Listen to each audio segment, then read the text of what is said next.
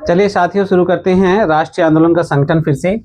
और हमारा विषय जो था वो खिलाफत आंदोलन और असहयोग आंदोलन, इसे हम कर चुके हैं। अब हमारी बारी है इसकी लोगों की पहलकदमी।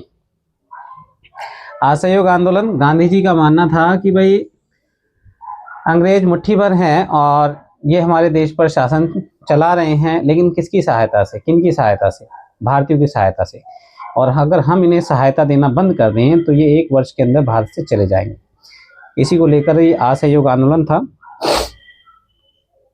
अब लोगों की पहलकदमी के बारे में देखते हैं। कई जगहों पर लोगों ने ब्रिटिश शासन का अहिंसक विरोध किया, जिसमें हिंसा नहीं थी, लेकिन कई स्थानों पर विभिन्न वर्गों और समूहों ने गांधी जी के आह्वान के अपने हिसाब से अर्थ निकाले और इस तरह के रास्ते अपनाए जो गांधी जी के विचारों से मेल नहीं खाते थे। ये लाइन स्टेटमेंट में आ सकती है, क्योंकि गांधी जी जो है वो उनका आंदोलन अहिंसक था और उनके साफ और स्पष्ट निर्देश थे, लेकिन अलग अलग वर्गों ने अपने अपने हितों को उससे जोड़ लिया और अपने ही रास्तों को गांधी का रास्ता समझा। सभी जगह लोगों ने अपने आंदोलनों को स्थानीय मुद्दों के साथ जोड़कर आगे बढ़ाया। पूरे भारतवर्ष में सबकी अपनी समस्याएं थीं और उन्हें ये एक ऐसा मौका मिला कि उन्हें अपनी समस्या से निजात पाने का एक रास्ता है। आइए ऐसे कुछ उदाहरणों पर विचार करें। खेड़ा, गुजरात में पाटीदार किसानों ने अंग्रेजों द्वारा थोप दिए गए भारी लगान के खिलाफ अहिंसक अभियान चलाया। तटीय आंध्र प्रदेश और तमिलनाडु के भीतरी भागों में शराब की दुकानों की घेराबंदी की गई। शराब की दुकानों की घेराबंदी 9th और 10th में इसके लिए पिकेटिंग वर्ड इस्तेमाल किया गया है। दुकानों के आगे घेराबंदी करने से जो विदेशी वस्तुएं हैं उनके बिक्री में काफ़ी कमी आई, जिससे भारत का आयात घटा और निर्यात बढ़ा। आंध्र प्रदेश के गुंटूर जिले में आदिवासी और गरीब किसानों ने बहुत सारे वन सत्याग्रह किए। अब देखिए, असहयोग आंदोलन में ही वन सत्याग्रह, इन सत्याग्रहों में कई बार वे चराई शुल्क अदा किए बिना भी अपने जानवरों को जंगल में छोड़ देते थे। चराई कर, अंग्रेजों ने वनों का प्रबंधन करने के लिए कई कानून बना दिए और वनों में लकड़ी काटने, पशुओं को चराने पर मनाही कर दी और पशुओं के चराने पर टैक्स भी प्रारंभ कर दिया। उनका विरोध इसलिए था क्योंकि औपनिवेशिक सरकार ने वन संसाधनों पर उनके अधिकारों को बहुत सीमित कर दिया था। उन्हें यकीन था कि गांधी जी उन पर लगे कर कम करा देंगे और वन कानूनों को खत्म करा देंगे। बहुत सारे वन गांवों में किसानों ने स्वराज का ऐलान कर दिया, क्योंकि उन्हें उम्मीद थी कि गांधी राज जल्दी ही स्थापित होने वाला है। यहाँ वन ग्राम उन्हें कहा जाता था, जो अंग्रेजों ने जिन गांवों को आरक्षित क्षेत्रों में रहने दिया था या छोड़ दिया था, ताकि वे उनसे कार्य ले सकें। वन में रहने के छूट इस आधार पर दी गई थी कि वन में जो उनको कार्य पड़ता था, जैसे लकड़ियों को काटने पर उनको ढोने के लिए मजदूर चाहिए, तो उन्हें वहाँ से मिल सके। अब नेक्स्ट है सिंध। मौजूदा पाकिस्तान में मुस्लिम व्यापारी और किसान खिलाफत के आह्वान पर बहुत उत्साहित थे। बंगाल में भी खिलाफत असहयोग के गठबंधन ने जबरदस्त सांप्रदायिक एकता को जन्म दिया और राष्ट्रीय आंदोलन को नई ताकत प्रदान की। पंजाब में सिखों के अकाली आंदोलन ने अंग्रेजों को सहायता से गुरुद्वारों में जमे बैठे भ्रष्ट महंतों को हटाने के लिए आंदोलन चलाया। यह आंदोलन असहयोग आंदोलन से काफ़ी घनिष्ठ रूप से जुड़ा हुआ दिखाई देता था। असम में गांधी महाराज की जय के नारे लगाते हुए चाय बागान मजदूरों ने अपनी तनख्वाह में इजाफे की मांग शुरू कर दी। उन्होंने अंग्रेजी स्वामित्व वाले बागानों की नौकरी छोड़ दी। उनका कहना था कि गांधी जी भी यही चाहते। उस दौर के बहुत सारे असमिया वैष्णव गीतों में कृष्ण की जगह गांधी राज का यशगान किया जाने लगा था। अब हमने जितने पैराग्राफ पढ़े, उत्तर भारत से लेकर दक्षिण भारत, पूर्व से लेकर पश्चिम तक विभिन्न वर्गों ने अपने आप को असहयोग और खिलाफत आंदोलन के साथ जोड़ लिया। अपनी जो भी समस्याएं थीं उससे निजात पाने का उन्हें एक बेहतर रास्ता लगा। तो यहाँ देखिए, ये लोगों की पहलकदमी, ज़्यादा से ज़्यादा जनता की सहभागिता इस आंदोलन में थी, इसीलिए एक राष्ट्रीय आंदोलन है ये। असहयोग आंदोलन और खिलाफत आंदोलन बहुत इम्पोर्टेंट है और यहाँ से कई पॉइंट्स बनते हैं एग्ज़ाम के लिए। अब अगला हमारा टॉपिक है जनता के महात्मा। हालांकि बहुत इम्पोर्टेंट टॉपिक है ये भी, इससे असहयोग आंदोलन की दशा और दिशा का पता चलता है। गांधी जी को एक तरह का मसीहा, एक ऐसा व्यक्ति मानने लगे थे जो उन्हें मुसीबतों और गरीबी से छुटकारा दिला सकता है। गांधी जी वर्गीय टकरावों की बजाय वर्गीय एकता के समर्थक थे। ये वर्ग कौन से हैं? किसान हैं, छोटे किसान हैं, भूमिहर मजदूर हैं, जमींदार हैं, व्यापारी हैं, मिल मजदूर हैं। व्यापारियों का हित, उद्यमियों का हित अलग है, मिल के मजदूरों का हित अलग है। बागान मालिकों का हित अलग है, बागान में काम करने वाले मजदूरों का हित अलग है। जमींदारों का हित अलग है, किसानों का हित अलग है, और वहीं भूमिहीन मजदूरों का हित अलग है। आपस में टकराव होते हैं। तो इन टकरावों की बजाय गांधी जी वर्गीय एकता के समर्थक थे, परंतु किसानों को लगता था कि गांधी जी जमींदारों के खिलाफ उनके संघर्ष में मदद देंगे। ऐसा ही एक जो संघर्ष है वो उत्तर प्रदेश में चला, जिसमें जवाहरलाल नेहरू जी ने भी भाग लिया। और खेतीहर मजदूरों को यकीन था कि गांधी जी उन्हें ज़मीन दिला देंगे। कई बार आम लोगों ने खुद अपनी उपलब्धियों के लिए भी गांधी जी को श्रेय दिया। गांधी जी का वहाँ रोल नहीं है, लेकिन उन्हें जो ताकत मिल रही, वैचारिक ताकत गांधी जी से मिली, इसीलिए उन्होंने उन्हें श्रेय दिया। उदाहरण के लिए एक शक्तिशाली आंदोलन के बाद संयुक्त प्रांत, वर्तमान उत्तर प्रदेश को उस समय संयुक्त प्रांत बोला जाता था, स्थित प्रतापगढ़ के किसानों ने पट्टेदारों की गैर कानूनी बेदखली को रुकवाने में सफलता पा ली थी। पट्टेदारी यानी लीज पर जो किराए पर ज़मीन ली जाती थी, उसमें बिना कानून के हस्तक्षेप के उन्हें ज़मीन से उनका हक छीन लिया जाता था, उसमें रोक लगवा ली थी, रुकवाने में सफलता पा ली थी। और उनका मानना था कि यह सफलता उन्हें गांधी जी की वजह से मिली। और कई बार गांधी जी का नाम लेकर आदिवासियों और किसानों ने ऐसी कार्रवाइयाँ भी की जो गांधीवादी आदर्शों के अनुरूप नहीं थी। ये 10th क्लास में है और उसका जिक्र यहाँ करना ठीक भी नहीं है। कारण ये है कि सीटेट के एग्ज़ाम में NCERT से ही स्टेटमेंट बनती है। अगर इन्हें कराया जाए पॉइंट्स को तो मुश्किल से 10 से 15 मिनट लगेंगे, एक एक पॉइंट्स को हम करा सकते हैं, लेकिन उसका फ़ायदा नहीं है।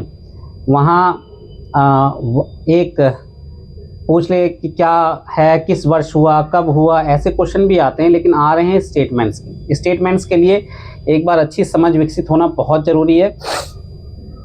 और जिन बच्चों को दिक्कत आती है सीटेट के एग्ज़ाम में, उन्हें किताब को, जैसे मैंने उनका ध्यान आकर्षित किया है, उस ओर ध्यान देकर ही स्टडी करें, बहुत अच्छा रिज़ल्ट मिलेगा।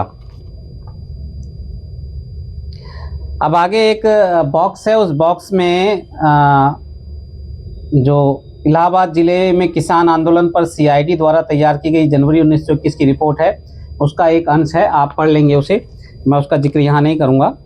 अब हमारा अगला विषय है 1922 से 1929 की घटनाएं, यानी कि जो असहयोग आंदोलन शुरू होता है, जिसे हम 1921-22 के दौरान खिलाफत आंदोलन और असहयोग आंदोलन, अब असहयोग आंदोलन के रुकने का समय आ गया है। ऐसी घटना घटती है जिसके बाद असहयोग आंदोलन गांधी जी वापस ले लेते हैं, जिसका जिक्र अब यहाँ आएगा। और उसके बाद 1922 से 1929 तक गांधी जी और पूरे देश की जनता क्या करती है, इस बारे में हमें पढ़ना है। महात्मा गांधी हिंसक आंदोलन के विरुद्ध थे। भाई उन्होंने सत्याग्रह के आधार पर और अहिंसा के आधार पर अंग्रेज़ों के सामने मोर्चा खोला था। अब अंग्रेज़ों को कोई रास्ता ही नहीं सूझ रहा था। क्यों? क्योंकि वो अपने आप को कानून प्रिय बताते थे। उनका शासन कानून का शासन था। अब गांधी जी ने कोई कानून तोड़ा ही नहीं, तो उनको दमन करने का रास्ता मिला ही नहीं। लेकिन हिंसा होते ही उन्हें अपने आप को कानून का रक्षक साबित करना था और उसका दमन करना था। और गांधी जी ने जो रास्ता अख्तियार किया था अहिंसा का और सत्याग्रह का, उसमें उन्हें हिंसा बिल्कुल भी पसंद नहीं थी, चाहे वो शारीरिक हो चाहे मानसिक हो। इसी कारण फरवरी 1922 में जब किसानों की एक भीड़ ने चोरी चोरा पुलिस थाने पर हमला कर उसे जला दिया, तो गांधी जी ने अचानक असहयोग आंदोलन वापस ले लिया। तो ये चोरी चोरा जो जगह है वो गोरखपुर उत्तर प्रदेश में है, और वहाँ एक भीड़ जुलूस निकाल रही थी। पुलिस ने लाठीचार्ज किया और उस समय भीड़ उग्र हो गई, और उस उग्र भीड़ ने वहीं पुलिस चौकी में ही उन पुलिस वालों को बंद करके आग लगा दी। ऐसा इस घटना के बारे में जिक्र है, जिससे आहत होकर गांधी जी ने ये आंदोलन वापस ले लिया, और इस समय ये आंदोलन अपनी चरम सीमा पर था। उस दिन 22 पुलिस वाले मारे गए। किसान इसलिए बेकाबू हो गए थे क्योंकि पुलिस ने उनके शांतिपूर्ण जुलूस पर गोली चला दी थी। असहयोग आंदोलन खत्म होने के बाद गांधी जी के अनुयायी ग्रामीण इलाकों में रचनात्मक कार्य शुरू करने पर जोर देने लगे। रचनात्मक कार्य यानी कि हाथ से किए जाने वाले कार्य, चरखा चलाना, लोगों को रोजगार के बारे में बताना, सत्याग्रही बनाना और मन मस्तिष्क से अपने आप को मजबूत करना। अब लेकिन गांधी जी के इस फैसले से सभी खुश नहीं थे, जिन्होंने अपने आप को पूरी तरह से निछावर कर दिया था। शिक्षक थे, नेता थे, छात्र थे, उन्होंने अपना सब कुछ त्याग दिया था। तो बहुत सारे लोग इस फैसले से खुश नहीं थे। चित्तरंजन दास और मोतीलाल नेहरू जैसे अन्य नेताओं की दलील थी कि पार्टी को परिषद चुनावों में हिस्सा लेना चाहिए। असहयोग आंदोलन में ये तय किया गया था कि हमें परिषदों से दूर रहना है, असहयोग करना है। लेकिन ये दो नेता हैं, एक बंगाल के CR दास, चित्तरंजन दास जी, और दूसरे जवाहरलाल नेहरू के पिताजी मोतीलाल नेहरू जी। इन दोनों नेताओं ने कहा कि हमें परिषदीय चुनावों में हिस्सा लेना चाहिए। क्यों लेना चाहिए? कि परिषद के माध्यम से सरकारी नीतियों को प्रभावित करना चाहिए। वो अपनी बात रखेंगे, सरकार अपनी बात रखेगी, फिर वो अखबारों में छपेगी, जिससे जनता परिचित होगी। इस तरीके से वो अपना विरोध जारी रखेंगे। 20 के दशक के मध्य में गांवों में किए गए व्यापक सामाजिक कार्यों की बदौलत गांधीवादियों को अपना जनाधार फैलाने में काफ़ी मदद मिली। भाई हर गांव में प्रभात फेरी शुरू हो गई। महिलाएं, बच्चे और पुरुष गांधी जी की टोपी, चरखा ऐसे कार्यों को बढ़ावा देने लगे, जो कि गांव में हस्तशिल्प को बढ़ावा दिया गया, और काफ़ी लोग गांधी जी के इस आंदोलन से जुड़ना शुरू हो गए। आंदोलन कहिए या कांग्रेस पार्टी से उनका जुड़ना प्रारंभ हो गया, और कांग्रेस की सदस्यता बहुत सारे लोगों ने ग्रहण की। तो एक जनाधार तैयार हो गया गाँव में, ग्रामीण क्षेत्रों में। आज के समय में भी 6 लाख से ज़्यादा गाँव हैं भारत में, और गांधी जी ने भारत को गाँवों का देश कहा है। तो 1930 में शुरू किए गए सविनय अवज्ञा आंदोलन के लिए यह जनाधार काफ़ी उपयोगी साबित हुआ। 22 से 29 तक आते आते एक जनाधार तैयार हो गया। अब यहाँ महिलाओं की अहम भूमिका उभर कर सामने आती है, नवयुवकों की भूमिका उभर कर आती है, और हर वर्ग की भूमिका यहाँ उभर कर आती है, और एक नया आंदोलन खड़ा होता है। ये भी राष्ट्रीय स्तर का आंदोलन है, सविनय अवज्ञा आंदोलन। इस दौरान यानी कि 22 से 29 के बीच में और भी घटनाक्रम होते हैं, जिन पर हम आगे पढ़ना चाह रहे हैं। भारतीय कम्युनिस्ट पार्टी और हिंदुओं के संगठन राष्ट्रीय स्वयंसेवक संघ की स्थापना 20 के दशक के मध्य की 2 महत्वपूर्ण घटनाएं थी, 1925 के आसपास। अब यहाँ भारतीय कम्युनिस्ट पार्टी जो रूसी क्रांति है, उस विचारधारा से, समाजवादी की विचारधारा से बहुत सारे नवयुवक प्रभावित थे। इनमें खास तौर से हमारे जवाहरलाल नेहरू और सुभाष चंद्र बोस भी ऐसे ही नए उभरते हुए नेता थे उस समय। अपने अध्यापकों की सहायता से उनके विचारों के बारे में पता लगाइए, ये तो खैर बच्चों के लिए है। उसी दौरान क्रांतिकारी राष्ट्रवादी भगत सिंह भी सक्रिय थे। देखिए, एक बात की हमने भारतीय कम्युनिस्ट पार्टी की, दूसरा संगठन है राष्ट्रीय स्वयं सेवक संघ RSS, ये आज भी है। और भगत सिंह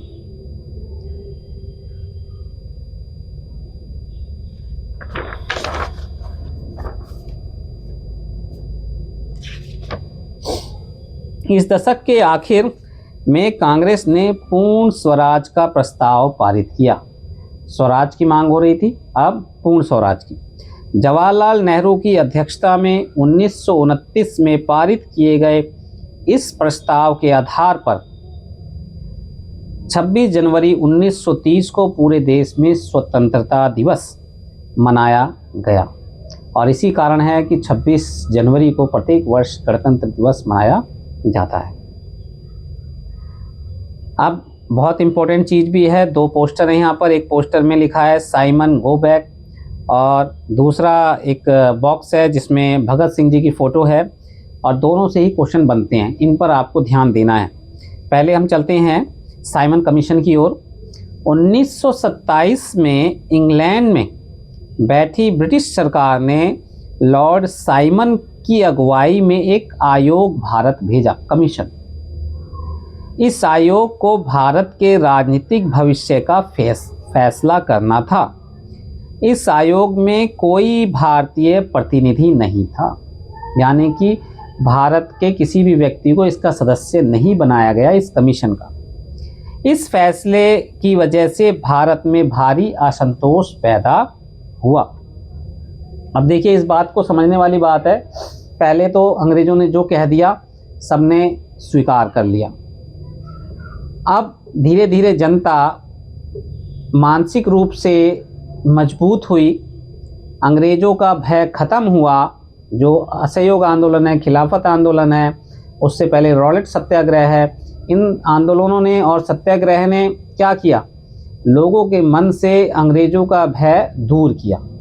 अब लोग अंग्रेजों द्वारा उठाए गए कदमों का खुलकर विरोध करने लगे। संगठन मजबूत हुआ, लोग संगठित हुए, जुड़े, विचारों से प्रभावित हुए और अंग्रेजों के खिलाफ उन्होंने आवाज़ उठाई। सभी राजनीतिक संगठनों ने भी आयोग के बहिष्कार का फैसला लिया। जब कमीशन के सदस्य भारत पहुंचे तो प्रदर्शनों के साथ उनका स्वागत किया गया, जैसा कि आप यहाँ एक जुलूस निकलता हुआ देख रहे हैं। और प्रदर्शनकारियों का नारा था साइमन वापस जाओ, साइमन गो बैक। हाथों में काला झंडा है और कई बार हाथों में काली पट्टियाँ भी बांधी गई। अब आ जाइए नेक्स्ट, भगत सिंह पर, बहुत इम्पोर्टेंट है। बहरे कानों को सुनाने के लिए धमाके की ज़रूरत होती है। एक स्टेटमेंट, 1 नंबर का क्वेश्चन भी है लाइन का। दूसरा है इंकलाब जिंदाबाद, ये भी 1 नंबर का क्वेश्चन है। अब इस पूरे बॉक्स में कई क्वेश्चन छुपे हुए हैं।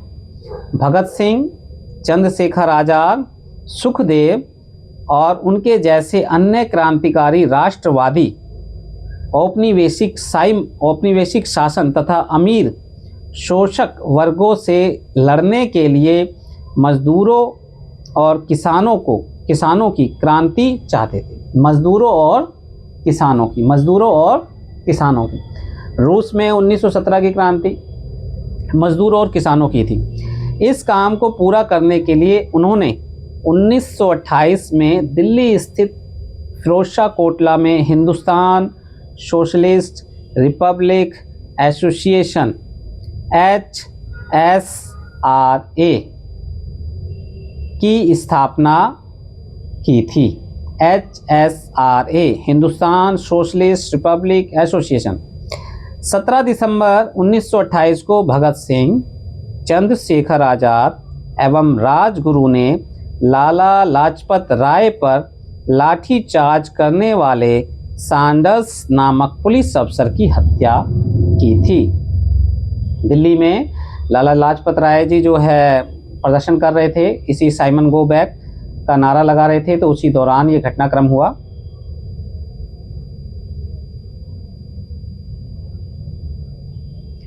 अपने साथी राष्ट्रवादी बी.के. दत्त के साथ भगत सिंह ने 8 अप्रैल 1929 को केंद्रीय विधानसभा में बम फेंका। बी.के. दत्त, इस नाम को भी याद रखें। क्रांतिकारियों ने अपने पर्चे में कहा था कि उनका मकसद किसी की जान लेना नहीं, बल्कि बहरों को सुनाना है तथा विदेशी सरकार को उसके द्वारा किए जा रहे भयानक शोषण से अवगत कराना है। भगत सिंह, सुखदेव, राजगुरु को 23 मार्च 1931 को फांसी पर चढ़ा दिया गया। उस समय भगत सिंह की आयु सिर्फ 23 साल थी। भगत सिंह जी ने अपना बलिदान दिया, और ये बहुत इंपॉर्टेंट पैराग्राफ है सीटेट के हिसाब से।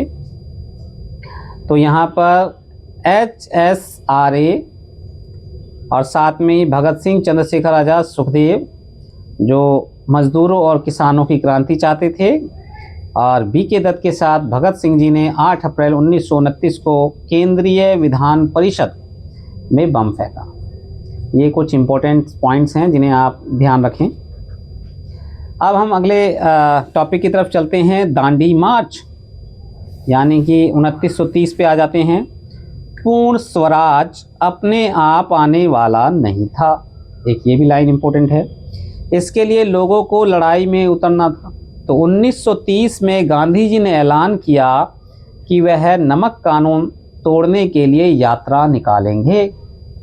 उस समय नमक के उत्पादन और बिक्री पर सरकार का एकाधिकार होता था। जैसे रेलवे सरकार चलाती है इस समय, ऐसे ही नमक कानून का लाइसेंस, नमक के लाइसेंस दिए जाते थे, और वो उन्हीं दुकानों से बिक सकते थे जिन्हें लाइसेंस प्राप्त था। महात्मा गांधी और अन्य राष्ट्रवादियों को कहना था कि नमक पर टैक्स वसूलना पाप है, क्योंकि यह हमारे भोजन का एक बुनियादी हिस्सा होता है। हवा, पानी, भोजन, ये सब बुनियादी हिस्से हैं।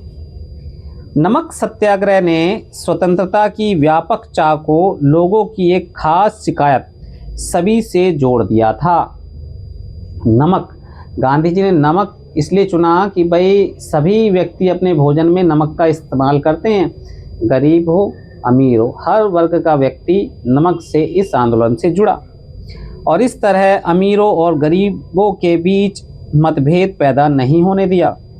गांधी जी और उनके अनुयायी साबरमती से 240 किलोमीटर दूर स्थित दांडी तट पैदल चलकर गए, और वहां उन्होंने तट पर बिखरा नमक इकट्ठा करते हुए नमक कानून का सार्वजनिक रूप से उल्लंघन किया।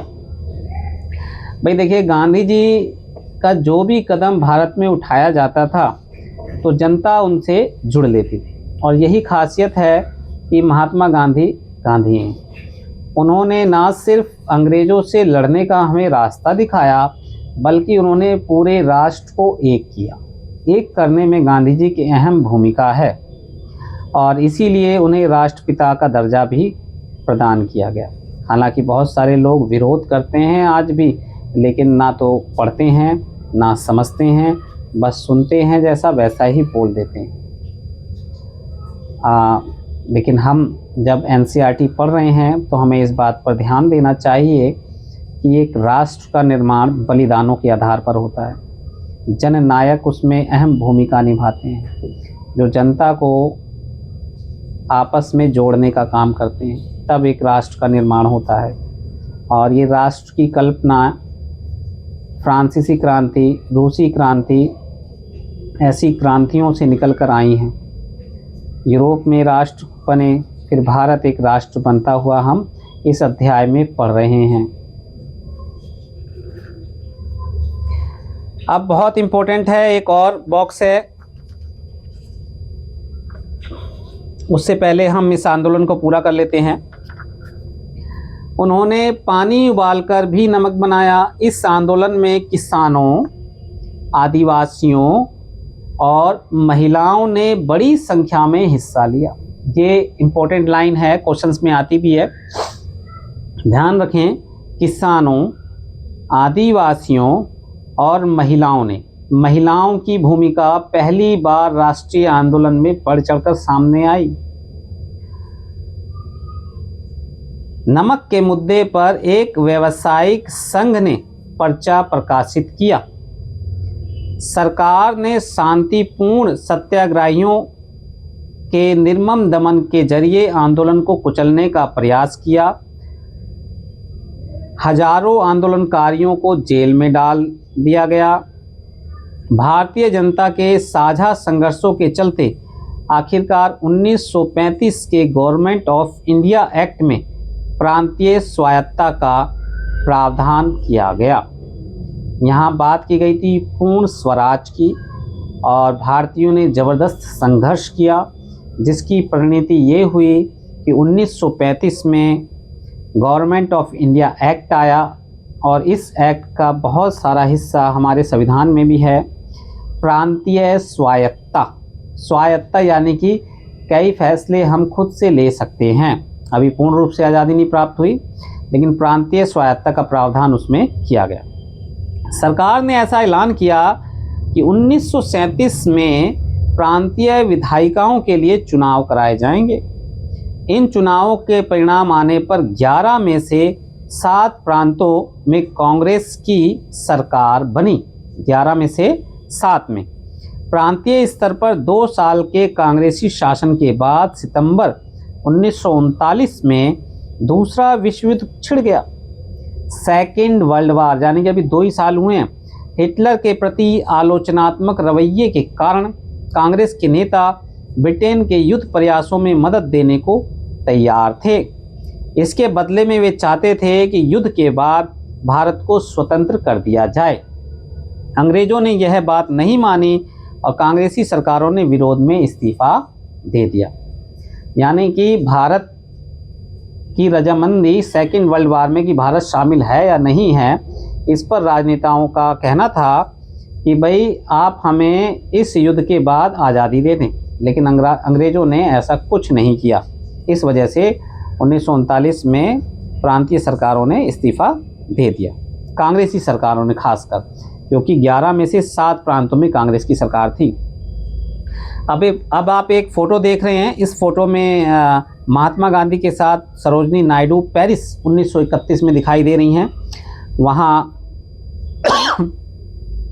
बहुत इम्पोर्टेंट है, 1920 के दशक की शुरुआत से ही राष्ट्रीय आंदोलन में सक्रिय सरोजनी नायडू दांडी यात्रा के मुख्य नेताओं में से एक थी। इम्पोर्टेंट लाइन है। और भारतीय राष्ट्रीय कांग्रेस के अध्यक्ष पद पर पहुंचने वाली वह पहली महिला थी 1925। एक और महिला है जिनका जिक्र आता है, एनी बेसेंट का, लेकिन यहाँ पर ये पहली भारतीय महिला थी। तो आप इस बात को गौर करेंगे, और जैसा यहाँ एनसीईआरटी में दिया है वैसे ही प्रश्न का उत्तर आपको एग्ज़ाम में देना है। आप वापस चलते हैं और हम यहाँ पर महिलाओं की भूमिका, यानी कि स्वतंत्रता संघर्ष में महिलाएं, कर्नाटक की अंबाबाई बहुत इम्पोर्टेंट है, इसे भी पढ़ना। राष्ट्रीय आंदोलन में अलग अलग पृष्ठभूमि वाली बहुत सारी महिलाओं ने हिस्सा लिया। युवा और वृद्ध, अकेली और विवाहित, ग्रामीण और शहरी, रूढ़िवादी और उदारवादी, सभी तरह के माहौल से आने वाली महिलाएं आंदोलन में शामिल हुईं। अगर यहाँ कुछ शब्द ऐसे हैं जो अगर स्पष्ट नहीं हो रहे हैं, जैसे रूढ़िवादी और उदारवादी। रूढ़िवादी से मतलब है कि कुछ पुरानी धारणाओं में बदलाव जो लोग कम चाहते थे, उन्हें रूढ़िवादी कहा जाता है। और उदारवादी वे हैं जो नियम कानूनों में थोड़ा सुधार चाहते हैं, तो वो उदारवादी हैं। स्वतंत्रता संघर्ष, महिला आंदोलन और स्वयं उनके लिए भी हिस्सेदारी बहुत महत्वपूर्ण थी। अंग्रेज अफसरों और भारतीय राष्ट्रवादियों दोनों को लगता था कि महिलाओं की सहभागिता ने राष्ट्रीय संघर्ष को जबरदस्त ताकत दी थी। भाई आधी आबादी महिलाओं की है। स्वतंत्रता आंदोलन में हिस्सेदारी के कारण महिलाएं घरों से बाहर आने लगी थीं। इसने उन्हें विभिन्न व्यवसायों व शासन में जगह दिलाई और पुरुषों के साथ समानता का मार्ग प्रशस्त किया। बहुत इम्पोर्टेंट रोल है इस तरह से महिलाओं का राष्ट्रीय आंदोलन में। महिलाओं के लिए सहभागिता का क्या अर्थ था, इसकी सबसे अच्छी अभिव्यक्ति खुद उन्हीं के शब्दों में देखी जा सकती है। कर्नाटक की अंबाबाई का विवाह 12 साल की उम्र में कर दिया गया था। 16 साल की उम्र में वह विधवा हो गई थी। उन्होंने उडुपी में विदेशी कपड़ों और शराब की दुकानों की घेराबंदी की। उन्हें गिरफ्तार कर लिया गया, सज़ा दी गई। रिहा होने पर उन्हें दोबारा गिरफ्तार कर लिया गया। जब भी वह जेल से बाहर होती, सभाओं में भाषण देती, बुनाई कताई सिखाती और प्रभात फेरियों का आयोजन करती। अंबाबाई उन्हें अपने जीवन के सबसे सुखद क्षण मानती थी, क्योंकि ऐसे क्षणों में उन्हें एक नया मकसद और प्रतिबद्धता दिखाई देती थी। आंदोलन में हिस्सेदारी के अपने अधिकार को मनवाने के लिए महिलाओं को काफ़ी जद्दोजहद करनी पड़ती थी। उदाहरण के लिए नमक सत्याग्रह के दौरान शुरुआत में खुद महात्मा गांधी भी महिलाओं की हिस्सेदारी के समर्थन में नहीं थे। आखिरकार सरोजिनी नायडू ने उन्हें इस बात के लिए तैयार किया कि वे महिलाओं को भी आंदोलन में शामिल होने दें। बहुत इम्पोर्टेंट बात है, दोनों ही लाइनें इम्पोर्टेंट हैं, क्योंकि बहुत सारे नेताओं का या भारत में पुराने समय से ये चलन था कि भाई महिलाएं घर के अंदर बच्चों का पालन पोषण करें, खाना बनाएं, परिवार का ध्यान रखें, और महिलाएं इस भूमिका में आएँ कि वो राष्ट्रीय आंदोलन में हिस्सा ले। बहुत बड़ी पहल है, बहुत बड़ा कदम है, और इसी का नतीजा है कि आज महिलाएं पुरुषों के समान हैं और हमारे संविधान में भी उन्हें पुरुषों के समान ही अधिकार प्राप्त हैं। शुरू से ही वोट डालने का अधिकार उन्हें दिया गया, जो कि विश्व में ऐसा देखा नहीं गया। फिर एक बॉक्स है, उसे भी आप जरूर पढ़ें। वीर लखन नायक को फांसी दे दी गई। कोई भी बॉक्स एनसीईआरटी का इग्नोर करने लायक नहीं है, जरूर पढ़ें। क्वेश्चन कहीं से भी आ सकता है और ऐसी जगह से ही आता है जहां हमारी नज़र हम उसे छोड़ने का सोचते हैं। 30 के दशक में नवरंगपुर कांग्रेस उड़ीसा के अध्यक्ष बाजी मोहम्मद लिखते हैं, 25 अगस्त 1942 को 19 लोग नवरंगपुर स्थित पपरंदी में हुई पुलिस फायरिंग में मौके पर ही मारे गए। 19 लोग, बहुत सारे लोग बाद में घावों के कारण मर गए। 300 से ज़्यादा घायल हुए। 1000 से ज़्यादा को कोरापुट जिले की जेल में डाल दिया गया। कई को गोली मार दी गई और फांसी पर लटका दिया गया। वीर लखन नायक अंग्रेजों की अवहेलना करने वाले एक विख्यात जनजातीय नेता। तो इनके बारे में ही क्वेश्चन बनता है यहाँ से, वीर लखन नायक कौन थे? सीधा सा स्पष्ट सा उत्तर है, अंग्रेजों की अवहेलना करने वाले एक विख्यात जनजातीय नेता। बाजी हमें बताते हैं कि लखन नायक अपनी फांसी के बारे में चिंतित नहीं थे, बल्कि उन्हें केवल इस बात का दुख था कि वे स्वतंत्रता का प्रभात नहीं देख पाएंगे। बाजी मोहम्मद ने राष्ट्रीय संघर्ष में शामिल होने के लिए 20,000 लोगों को लामबंद किया था। उन्होंने कई बार सत्याग्रह किया। उन्होंने दूसरे विश्व युद्ध के खिलाफ हुए विरोध और भारत छोड़ो आंदोलन में हिस्सा लिया तथा कई बार लंबे समय तक जेल में भी रहे। बाजी मोहम्मद, ये भी इम्पोर्टेंट नाम है। तो एनसीईआरटी में चाहे चित्र हो, चाहे बॉक्स हो, और वहाँ जो भी दे रखा है एग्ज़ाम के पॉइंट ऑफ व्यू से इम्पोर्टेंट है, खासकर सीटेट के लिए। दूसरी परीक्षाओं में भी इम्पोर्टेंट है ये चीज़ें, लेकिन वहाँ अधिकतर फैक्चुअल क्वेश्चंस ज़्यादा आते हैं और उन्हें मेमोराइज़ करना ज़्यादा उपयुक्त समझा जाता है, लेकिन यहाँ मेमोराइज़ भी करना है, याद भी करना है और समझना भी है। नेक्स्ट चित्र आप यहाँ देख रहे हैं, भारत छोड़ो आंदोलन अगस्त 1942। देखिए, हमने 30 में सविनय अवज्ञा आंदोलन 1930, और उसके बाद फिर हमने देखा 1935 का एक्ट, जो गवर्नमेंट ऑफ इंडिया एक्ट है, जिसमें प्रांतीय स्वायत्तता दी गई। 1937 में चुनाव होते हैं, 11 में से 7 सीटें कांग्रेस जीतती है। 1939 में कांग्रेस जहां से जीती थी वहां सेकेंड वर्ल्ड वार में युद्ध में शामिल होने के विषय पर सरकार उनकी बात नहीं मानती तो वो इस्तीफ़ा दे देते हैं। फिर हमने महिलाओं की भूमिकाएं देखी हैं। अब यहाँ 1942 की बात हो रही है और इसमें एक तीसरा राष्ट्रीय आंदोलन है बड़ा, जिसका नाम है भारत छोड़ो आंदोलन। और इसकी एक तस्वीर है यहाँ पर, और साथ में ही एक और तस्वीर है यहाँ, वो है सुभाष चंद्र बोस जी की। और बहुत इम्पोर्टेंट व्यक्ति हैं, ऊपर लिखा है बोस और INA, तो इनके बारे में भी हम पढ़ेंगे। पहले भारत छोड़ो और उसके बाद के बारे में पढ़ लेते हैं। महात्मा गांधी ने दूसरे विश्व युद्ध के बाद अंग्रेज़ों के खिलाफ आंदोलन का एक नया चरण शुरू किया। उन्होंने अंग्रेज़ों को चेतावनी दी कि वे फौरन भारत छोड़ दें। गांधी जी ने भारतीय जनता से आह्वान किया था कि वे करो या मरो के सिद्धांत पर चलते हुए अंग्रेज़ों के विरुद्ध अहिंसक ढंग से संघर्ष करें। अहिंसक ढंग से, गांधी जी ने हिंसा के रास्ते को कभी नहीं अपनाया, ना ही किसी को कहा। गांधी जी और अन्य नेताओं को फौरन जेल में डाल दिया गया। इस आंदोलन के प्रारंभ होने से पहले ही बड़े बड़े नेताओं को जेल में डाल दिया गया। इसके बावजूद यह आंदोलन फैलता रहा। किसान और युवा इस आंदोलन में बड़ी संख्या में शामिल हुए। विद्यार्थी अपनी पढ़ाई लिखाई छोड़कर आंदोलन में कूद पड़े। देश भर में संचार और राजसत्ता के प्रतीकों पर हमले हुए। प्रतीक, सरकारी बिल्डिंग राजसत्ता के ही प्रतीक है। जेल हो गई या फिर सरकारी दफ्तर हो गए, फ्लैग हो गया, ये सब राजसत्ता के प्रतीक ही हैं। बहुत सारे इलाकों में लोगों ने अपनी सरकार का गठन कर लिया। ये भी इम्पोर्टेंट लाइन है। इसी दौरान, भारत छोड़ो आंदोलन के दौरान ही बहुत सारे इलाकों में कई लोगों ने अपनी सरकार का गठन कर लिया, उत्तर प्रदेश और बिहार में। सबसे पहले अंग्रेज़ों ने बर्बर दमन का रास्ता अपनाया। भाई अंग्रेज़ों के पास तो एक ही रास्ता था, लाठीचार्ज, लोगों को जेलों में डालो। अब लोग इतने थे कि जेलें भी कम पड़ गई। देखो, यहाँ तक आते आते लोगों के मन से जेल का, पुलिस के डंडे का, लाठी का सब डर खत्म हो गया।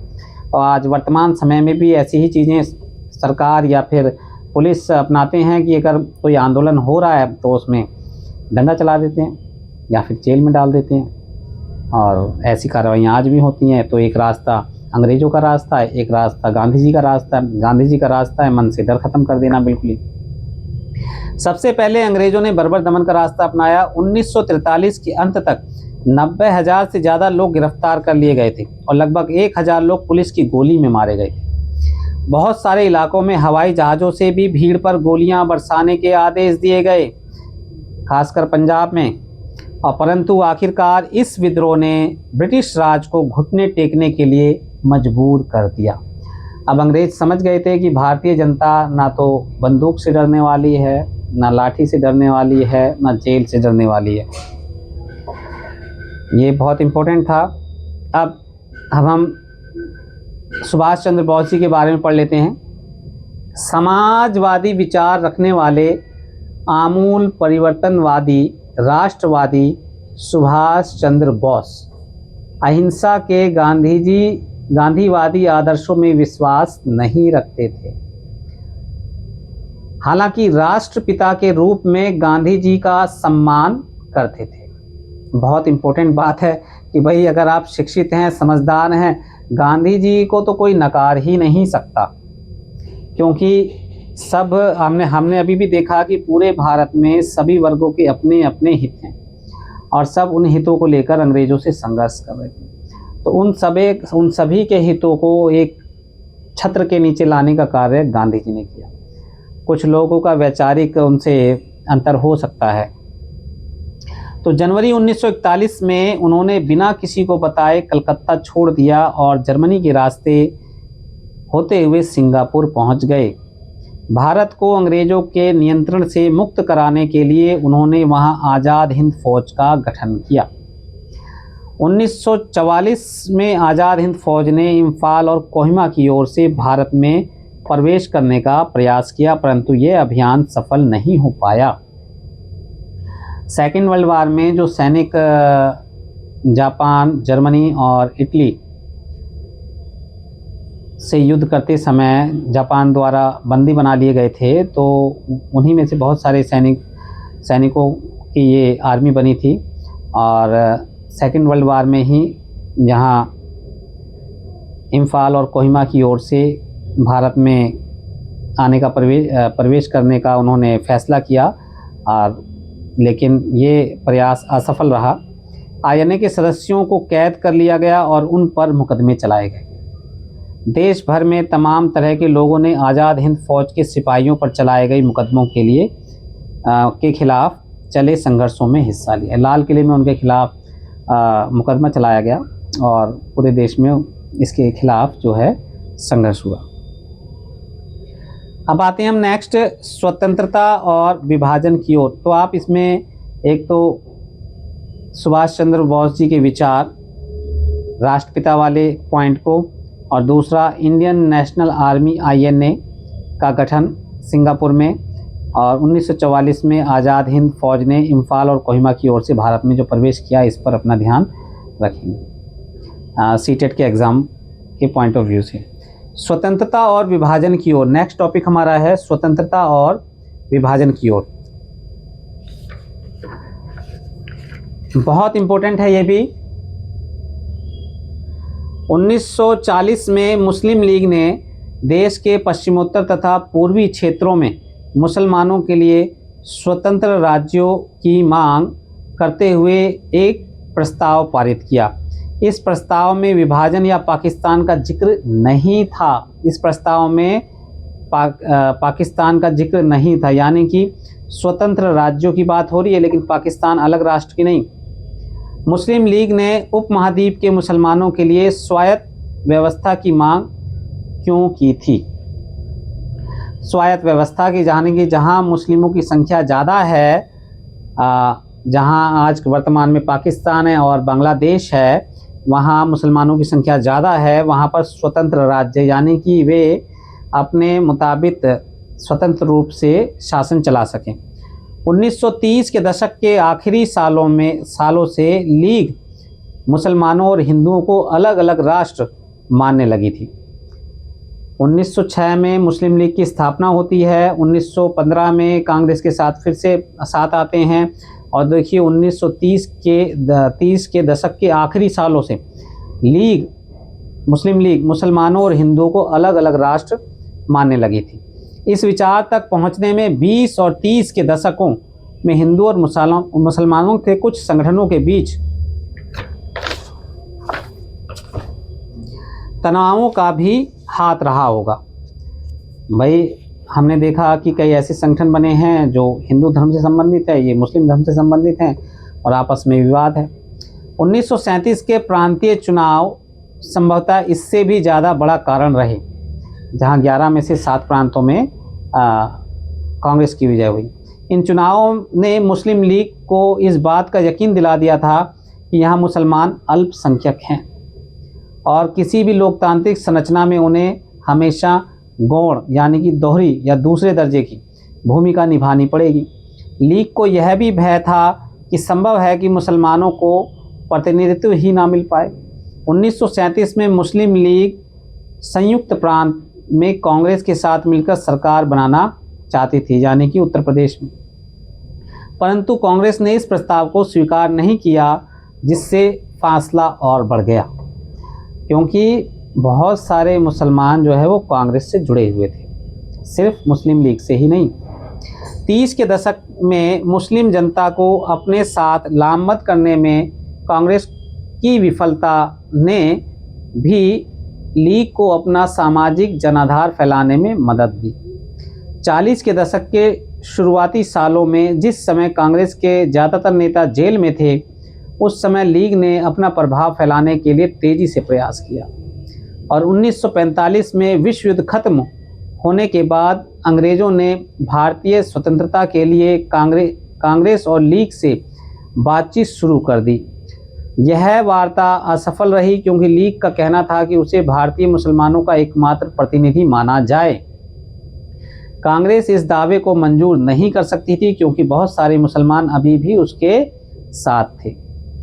बहुत इंपॉर्टेंट पैराग्राफ है, और यहाँ से स्पष्ट हो जाता है किस तरीके से कांग्रेस और मुस्लिम लीग के बीच में खाई बढ़ती चली गई। 1946 में दोबारा प्रांतीय चुनाव हुए, एक बार 1937 में हुए थे, अब 1946 में हो रहे हैं। सामान्य निर्वाचन क्षेत्रों में कांग्रेस का प्रदर्शन तो अच्छा रहा। सामान्य निर्वाचन क्षेत्र जहां कोई भी खड़ा हो सकता था, चाहे हिंदू हो चाहे मुस्लिम हो, परंतु मुसलमानों के लिए आरक्षित सीटों पर लीग को बेजोड़ सफलता मिली। याद कीजिए 1906 में मुस्लिम लीग का गठन होता है और उनकी मांग थी कि उन्हें आरक्षित सीटें दी जाएं निर्वाचन की, और अंग्रेजों ने मान भी ली थी। लीग पाकिस्तान की मांग पर चलती रही। मार्च 1946 में ब्रिटिश सरकार ने इस मांग का अध्ययन करने और स्वतंत्र भारत के लिए एक सही राजनीतिक बंदोबस्त सुझाने के लिए 3 सदस्य परिसंघ भारत भेजा। 3 सदस्य थे, ध्यान रखेंगे इसका, कैबिनेट कमीशन कह सकते हैं। इस परिसंघ ने सुझाव दिया कि भारत अविभाजित रहे, बटे ना, और उसे मुस्लिम बहुल क्षेत्रों को कुछ स्वायत्तता, ऑटोनॉमी देते हुए एक ढीले ढाले महासंघ के रूप में संगठित किया जाए। ढीला ढाला इस मायने में, अगर मुस्लिम राज्यों को स्वायत्तता दी जाएगी तो केंद्र का प्रभाव उस पर कम रहेगा, और केंद्र का प्रभाव कम रहेगा तो कभी भी बिखर सकते हैं। कांग्रेस और मुस्लिम लीग दोनों ही इस प्रस्ताव के कुछ खास प्रावधानों पर सहमत नहीं थे। अब देश का विभाजन अवश्यंभावी यानी कि अवश्य होने वाला था।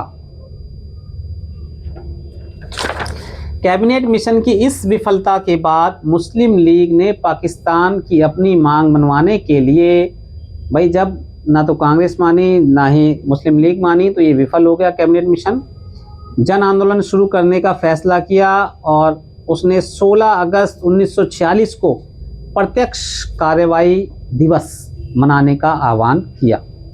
इसी दिन कलकत्ता में दंगे भड़क उठे जो कई दिन तक चलते रहे। इन दंगों में हजारों लोग मारे गए और मार्च 1947 तक उत्तर भारत के विभिन्न भागों में भी हिंसा फैल गई।